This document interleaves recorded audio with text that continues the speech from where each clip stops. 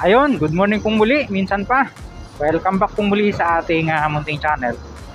Nandito pa rin tayo sa Maharlika Highway, pero sa pagkakataong ito, nandito naman tayo sa bahagi ng Laguna. Particularly, nasa Alaminos na po tayo.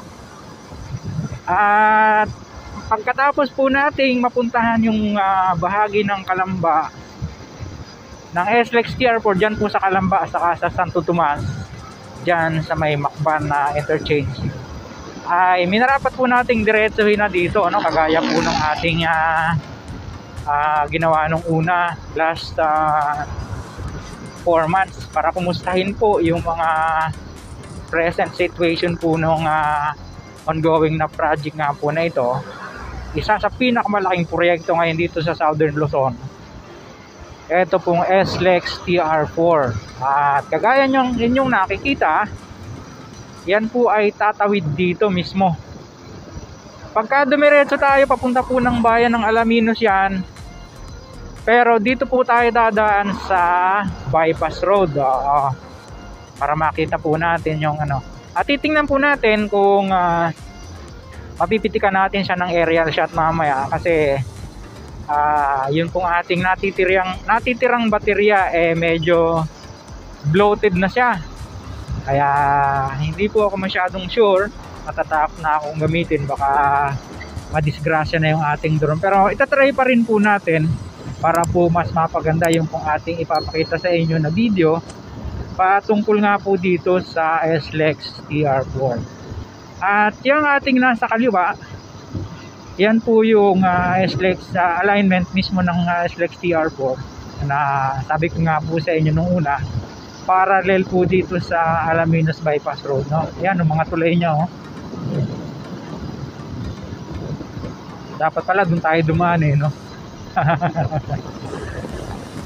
At diretsuhin ko natin doon hanggang sa Lipa Alaminos Road, kasi balita natin nung nakaraan, isinarado po yung bahagi na yan para bigyang daan yung construction naman ng tulay ng Lipa Alaminos Road. Pinaluang po kasi yan para hindi nagkakaroon ng queuing dyan, na siya pong dahilan ng pagsisikip ng daloy ng mga sasakyan. So after 4 months na tayo po ay nanggaling dito, ay sinikap po natin uli na mabalikan ngayong araw. Linggo po, araw ng linggo, January 21, 2024. Ang oras po natin ay siguro nag-umpisa tayo ng mga 10:30 doon sa dulo, no? At babaybayin po natin yan hanggang doon sa highway.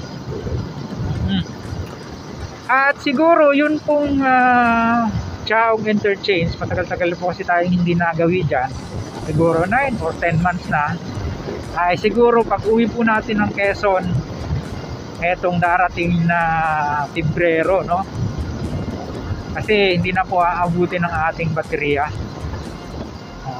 Ganda rito, ganda na, ayun, no? Nakakano natin, halos dalawa siyang magkasunod na subsection. Opo, yan. Kung pwede nga lang dyan dumaan sa itaas, no? Para doon tayo kukuha ng footage sa itaas. Pero dito muna tayo sa ibaba para makikipakita po natin sa inyo yung sitwasyon naman dito sa ilalim, no? O dito sa ibaba, sa ilalim. Muli ay nagpapasalamat po ako doon sa mga mababait na empleyado ng contractor ng SLEX TR4. Opo, napakahusay po ninyo. Sasakyan, ibang klase mag-parking, ano? Ayan, oh, doon.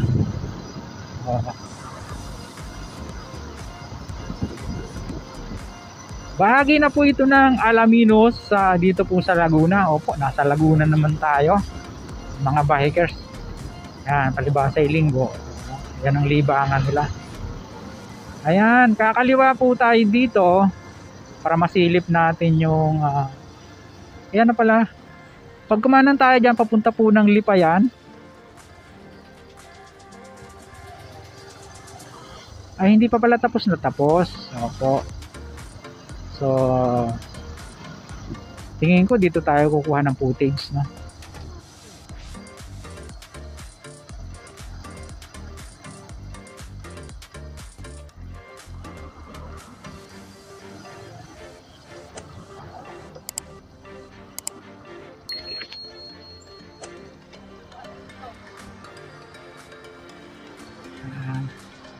So one way lang pala. One way, mag-isa lang si kuya. Solo flight, Brad! Solo flight! Ayan na yung tulay. Oo. Ayan. Hindi pa pala tapos. Hindi siya pwedeng pasukin. Ayan. Pero hahangga tayo dyan sa highway.